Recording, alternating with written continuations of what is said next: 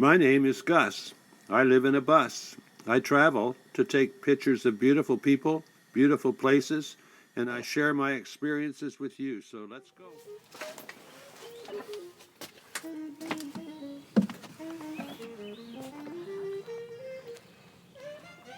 Well, what do you think? I am at the beach. I'm parked right at the edge, getting some sun. I'm going to go over to one of these picnic tables back here, and I'm going to have breakfast to the sound of a little jazz saxophone. I think I'll go down, see if I can talk to the guy or figure out who it is. Thank him for making my day so unique and adding a little sound to my breakfast. Having been serenaded for breakfast is pretty awesome.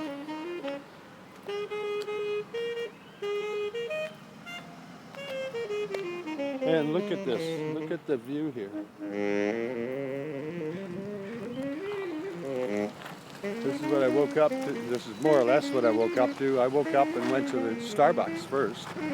Then after my coffee, came down to the beach, talked to a friend for a second, and then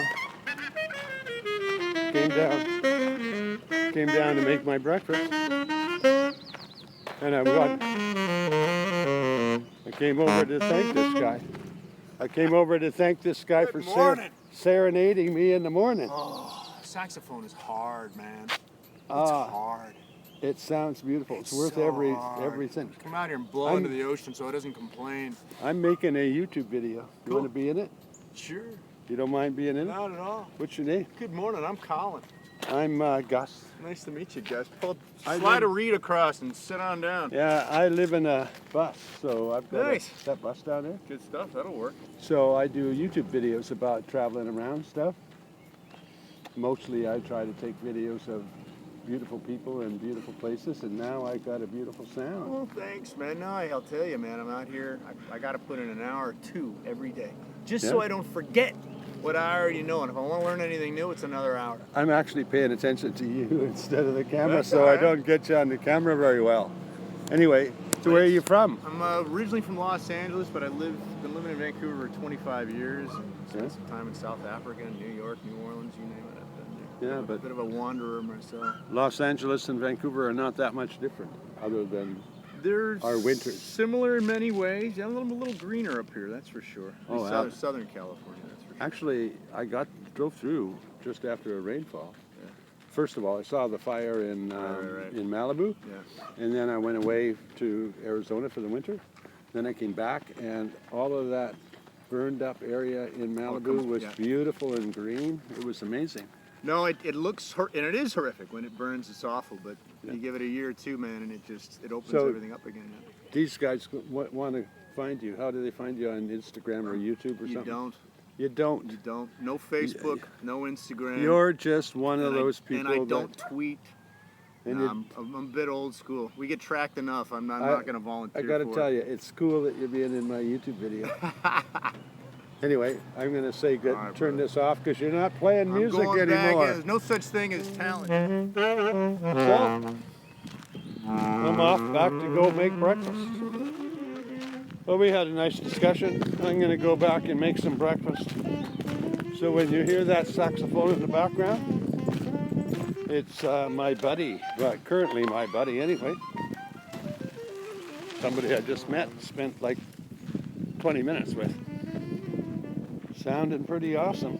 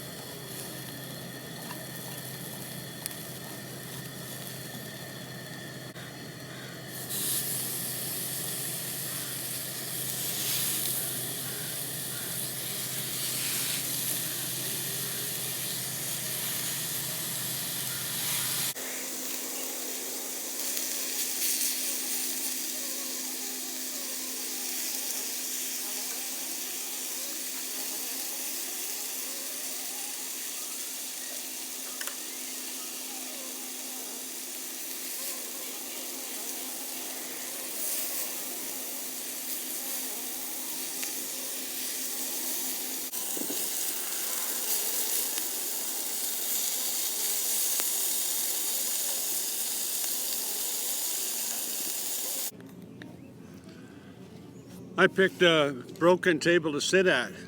When I sat down, the table went whomp. So I don't know if you can see it, but back there's a table with my stove on it, and I just moved to the adjacent one, which has solid legs and can hold me, so I don't fall down while I eat in front of you.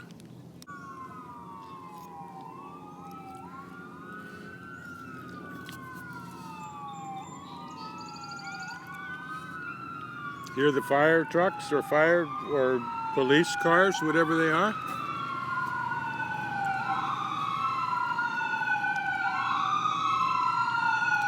Welcome to the city. Whoa, whoa. Fire truck. So I'm eating hash browns and pork burgers. I bought some basically hamburgers in the frozen package. Looked like a good price.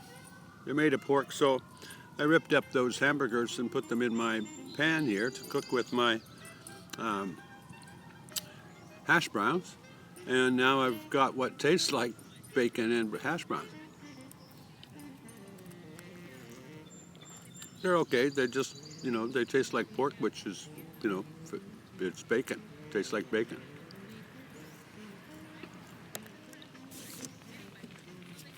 Of course, breakfast doesn't happen without my Starbucks lady. I should make, well, I don't know. I should try and make a stylized face of myself this way.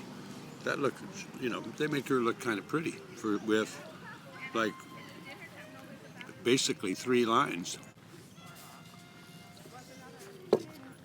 So I've been making some videos about doing it now. Like basically my last video was soon is a 4-letter word. The reason I'm making those videos is there's something that I've noticed more and more, and it becomes, it's almost it looks like, for me, a solidified idea. First of all, I feel really, really blessed, very lucky. My father died when he was 50, so when I was about 20, I said to myself, I should live my life so I can retire when I'm 45. It happens that I quit my job and just before my 45th birthday, and then I rolled out of bed and realized that I'm not ready to retire. I mean, I was broke, I was in debt. But I decided that I would stop working for big bucks. I mean, I made a lot of money before I quit. I was a vice president of a company, so I made pretty good money. But, when I quit, the day I quit, I thought I could go and get another job that would pay me more money. So it was all about money. And then I turned 45, rolled out of my bed, and realized I had told myself when I was 20 that I should retire when I'm 45. So I retired from the idea of making big bucks and started doing things that I like to do and getting people to pay me for it, which meant that I, used my hobbies. I sold my hobbies to other people. I was a web developer. At the time, it was a hobby. It became a profession. And then I decided to be a photographer, and at the time it was a hobby, and it became a profession. And those two things supported me until I was roughly 65. Doing what I wanted to do meant that I was going to make less money. But it started me on this spiral, or in the direction of minimalism and giving up everything. In other words, I learned how to give up everything I owned, and I learned how to live on very little money. So when I retired, I had secure income, so then I could start this particular lifestyle. But I had actually thought of it in the year 2000. I thought of it as actually, instead of a lifestyle change that would benefit me, I thought of it as a career move, meaning I could travel around, show people how they could earn a living on the road. But I really didn't have the income, and I didn't have the self-confidence to do that. And it wasn't as easy. We didn't have, we had cell phones, but no real data. The data speed on a cell phone was terrible. And the only data we would ever get is something at a coffee shop. And I realized at the time that I would be parked in a coffee shop parking lot a lot in order to accomplish the lifestyle that I needed to do. But I thought I would travel around the United States being a programmer, and I would actually be able to drive to and meet some of my clients instead of doing all of the work over the internet. So I put this lifestyle off for 20 years. And what I was waiting for and waiting for and waiting for was a secure income, which is kind of silly because I was paying rent and I didn't have a secure income. I could have bought a vehicle and taken off at any time, now that I think about it. But I would say that I wasn't really thinking straight, and I was paying rent until I was 65, and then I started to travel.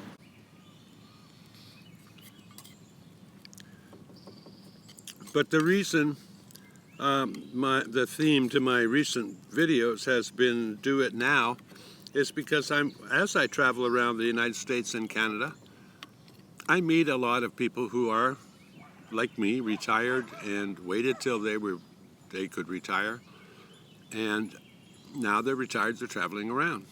However, I'm extremely lucky. First of all, I have outlived my father by 20 years, which I didn't think was possible. Even when I was 45, I felt that I would probably be dying at 55 or 60 or something. And I eventually changed my mind during that period. Once I realized it was in my head to go die at 55, I decided I better change my thoughts and better change my head so that I can live longer. Anyway, I've still got reasonable health and a reasonably strong body, so I can climb hills, do things, go for walks in the forest. You know, I can go swimming. I can do stuff that I feel like doing. But an awful lot of the people that have reached my age or reached retirement, and a whole bunch of people who are now on disability and stuff, they are disabled. A lot of them are in a situation where they might, even if they live the van life, they live in a van, but they really have to, when they park, they pull out, and when they find a place to spend the night, it'll be a park with a fee generally, or a free campsite. They'll step outside of their van or motorhome, put a lawn chair and maybe a table out there, and maybe a shade, and when they get to these beautiful places, they're going to sit outside their motorhome because they don't have the physical ability to explore and go hiking and do stuff. So I'm incredibly lucky, and I feel so lucky. I have to actually warn other people that your health, it's not just when I hold up some sand showing you how life goes away, it's not about like your life ending. It's about your ability to enjoy your life. You can only do that, you can only be sure of that when you're younger. And if you're waiting and waiting and waiting as your body deteriorates to become 65, get a grip. Go have fun now. Figure out a way to go and have the fun now. Having the fun now will keep you from becoming disabled or unable or inactive or whatever it might be. Go have some fun. Go do stuff. Keep yourself active.